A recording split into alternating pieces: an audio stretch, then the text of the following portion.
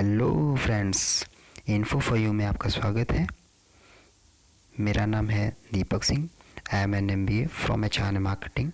I am qualified FCAT and ex employ of the Vodafone and I am social work और आपको इस channel के बारे में बता देते हैं।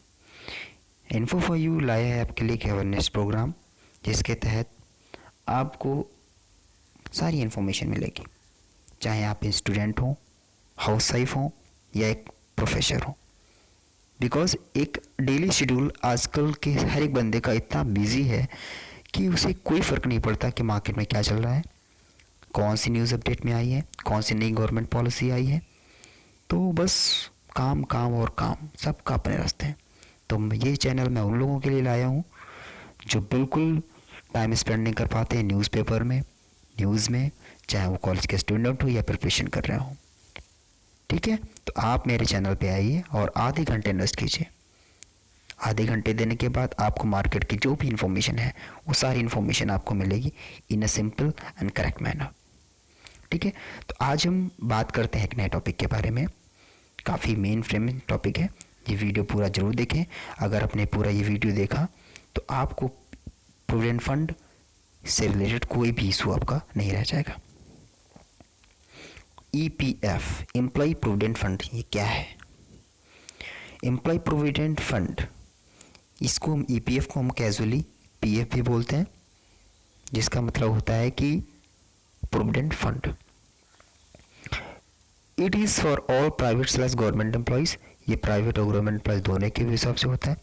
ये बहुत बड़ा मिथ है मार्केट में कि PF केवल गवर्नमेंट एम्प्लॉयज़ को मिलेगा, जबकि दोनों को मिलता है। It comes under the EPF organisation. ये एम्प्लॉयमेंट प्रोविडेंट फंड ऑर्गेनाइजेशन के तहत आता है। आपका जो मनी है उसी में डिपॉजिट होता है। एग्जैक्ट मीनिंग क्या है इसका EPF का, वो पता करता है। EPF is a retirement benefit scheme that's available to all salaried employees. This fund is maintained and overseen by the Employee Provident Fund Organization, and many company with over 20 employees is required by law to register with EPF. आप बात पे जरा ध्यान दीजिएगा। Salaried employees मतलब वो सारे employees जिनको कहीं ना कहीं काम करते हैं और उसके एज ए कंसिडरेशन उनको सैलरी मिलती है। और 20 एम्प्लॉयज़ से मतलब क्या है? 20 एम्प्लॉयज़ आप जहाँ पे भी काम करते हैं वहाँ पर 20, तो कंपनी की डेफिनेशन है एक बहुत अच्छी, उस पर ध्यान दीजिएगा। इस टॉपिक के साथ साथ आपको एक और नया टॉपिक अवेयरनेस में देते हैं। What is company? कंपनी उसको कहते हैं जहाँ एक प्रमाइसिस में 20 मेंबर्स काम करते हो, कम से कम 20 मेंबर्स कब काम करते हो? जब काम वहाँ पे मैनुअली हो रहा हो। It means there is no use of machinery and electricity. Manually means हाथों से, जैसे हथकरघा वगैरह इन सब काम है वो।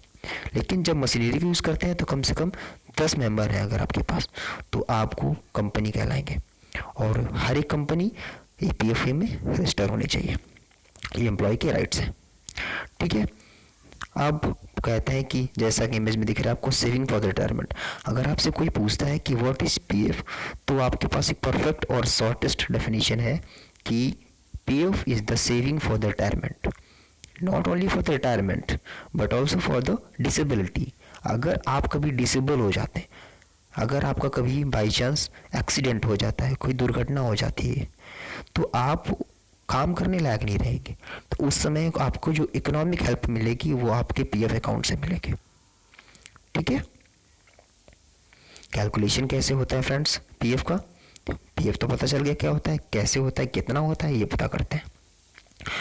जब आप किसी कंपनी में काम करना स्टार्ट करते हैं तो आप और आपके employee and employer both contribute 12% of the your basic salary.